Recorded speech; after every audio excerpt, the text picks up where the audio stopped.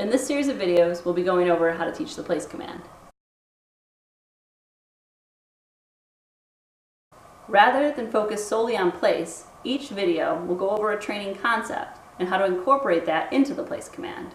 They will give you the tools and knowledge to teach so much more. Luring is used to guide dogs into positions. When practiced, dogs become glued to your hand, allowing you to influence their head and body. An important part of luring is how to hold the food in our hands in a way that the dog can push into our hand with their nose, but not get the food until we're ready to give it to them. This will also prevent biting.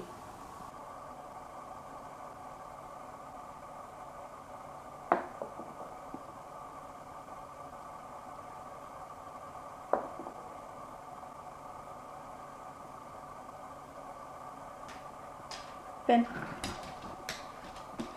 Okay, let's do him.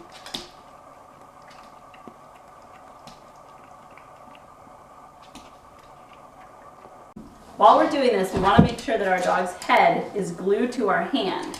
We want to move it slowly so they feel like they're moving it. Yes.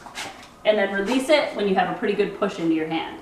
What you don't want is a gap of space between your hand and the dog's nose. We want the dog to feel like they're pushing into our hand, and that's what's getting them the food.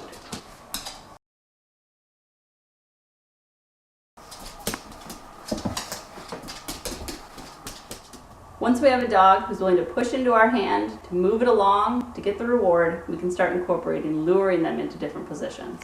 So just as our practice where we were going in straight lines just to create a little bit of a push, we're going to start moving them into positions.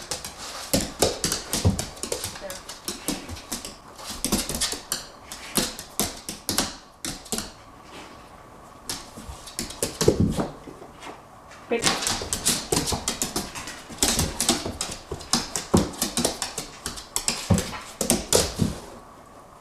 Great. Now that you've practiced having your dog go into different positions, we can start incorporating it into place as well. We're going to guide our dog onto the place pat. Yes. And just give him the piece of food. Great. Yes. Great. Yes. The more you practice this, the more you can lure your dog onto multiple surfaces, into different weird positions. You can teach a spin, you can teach backing up, you can teach climbing up onto the couch and getting that off. There's a lot of uses for this once you master it. Now that you can get your dog onto place with the lure, we have to talk about fading out the lure. We don't want to have to always guide the dog completely into a behavior. So we have to incrementally, slowly take that lure away. Break. So if our full lure looked like nose to the food, onto the pet cot, yes, break.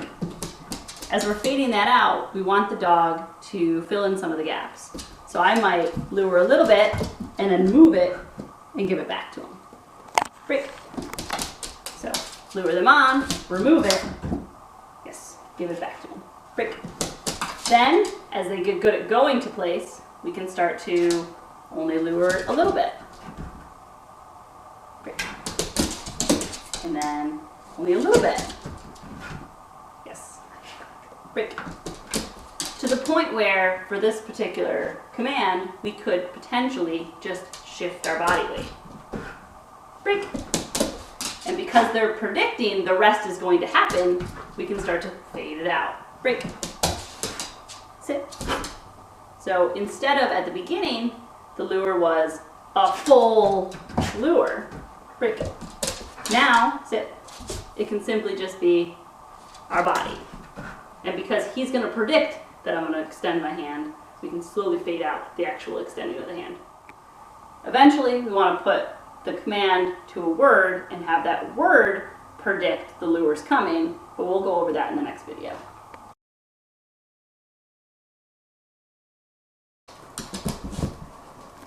Break. Good boy.